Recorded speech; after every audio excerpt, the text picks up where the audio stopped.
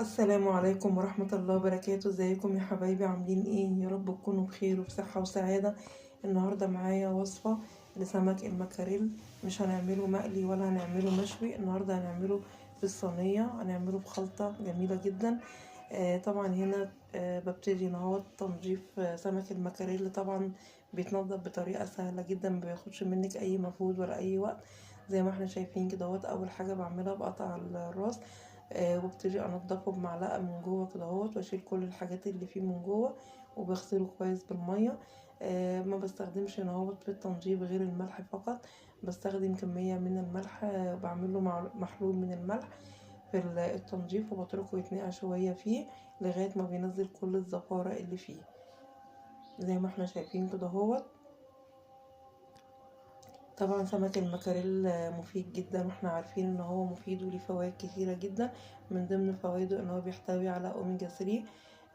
بيقوي الذاكرة وكويس جدا طبعا لولادنا خاصة اللي هم بيذاكروا، بيساعدهم جدا في التركيز وبيقوي الذاكرة عندهم. هو مفيد جدا جدا جدا. طبعا انا حطيت عصرت ليمونتين برضو في مية النقع واسيبه يتنقع شوية لغاية ما نبتدي نعمل التتبيلة بتاعته. يبقى هنا المحلول اللي انا نقعت فيه آه، حوالي 3 معالق من الملح ومعاهم ليمونتين، وبسيبهم يتنقعوا شوية، وابتدي اعمل التتبيلة بتاعتهم او الخلطة. هنا معايا الفلفل رومي وفلفل حامي، ومعايا توم، ومعايا الليمون. وطبعا ممكن لو انت ما بتحبيش الحاجة بتكون حامية، بتستغني عن الفلفل الحامي وبتعمليه فلفل رومي بس. ومعايا الملح والكمون والكزبرة، معلقة من كل حاجة وببتدي في الخلاط، وابتدي اخلطهم كويس.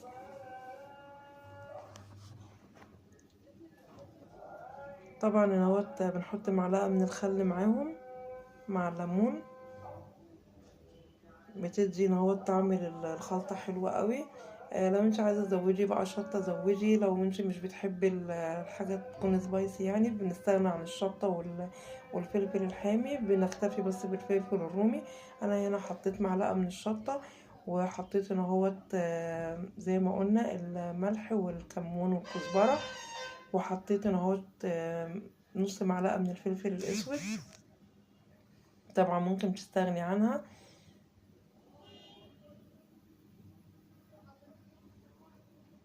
وببتدي اخلطهم كويس مع بعض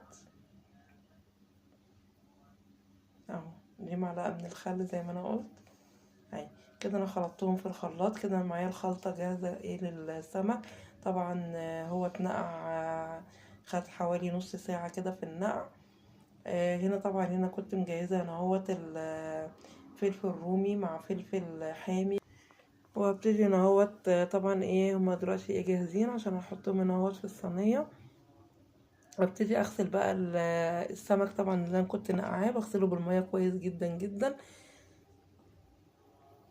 اهوت. طبعا سمك المكاريل طعمه جميل جدا جدا جدا، يعني من احلى واشهى انواع السمك اهوت. انا دلوقتي حطيت معلقه من الخلطه اللي انا عملتها على البصل والطماطم والفلفل اللي انا كنت مقطعاهم اهو. ببتدي اتبلهم بالمعلقه من الخلطه كده جبت الصينية. طبعا بحط معلقة من الزيت فيها. طبعا الوصفة دي حلوة قوي قوي للناس اللي بتعمل الدايت، طبعا عشان ما بيبقاش فيها زيت كتير ولا زيوت كتيرة. طبعا هنا كمية الزيت بتبقى قليلة قوي في الوصفة ديت. هنا انا حطيت معلقة بس من الزيت، وهبتدي احط الطماطم والفلفل والبصل اللي انا قطعتهم.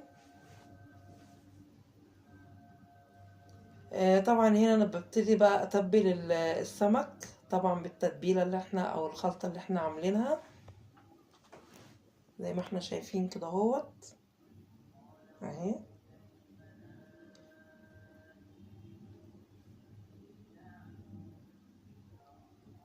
وهحط من يعني جوه بعد ما تبلته بالخلطة هناخد من الطماطم والفلفل والبصل اللي احنا قطعناهم، هاخد منهم واحطهم برضو مع السمك، احشي بيهم السمك من جوه، بتديله طعم حلو قوي قوي قوي اهو. ده طبعا الخضار اللي احنا قطعناه اللي هو البصل والفلفل والطماطم، حطيته من اهو زي ما احنا شايفين كده في الصينيه. وببتدي ان هو السمك بعد ما تبلته زي ما انا قلت لكم، حطيت ان هو بقى ايه، حشيته بالبصل والطماطم والفلفل اهو. وابتدي ان هو احط معلقتين من الزيت على وش السمك.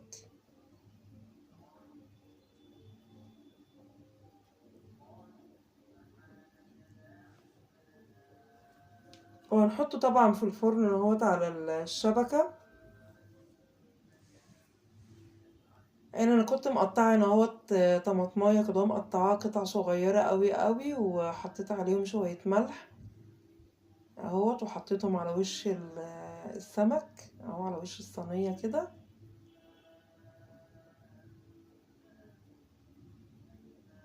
اهي.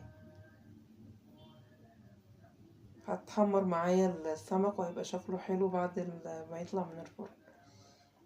هنحط السمك على الشبكه طبعا على حراره 200.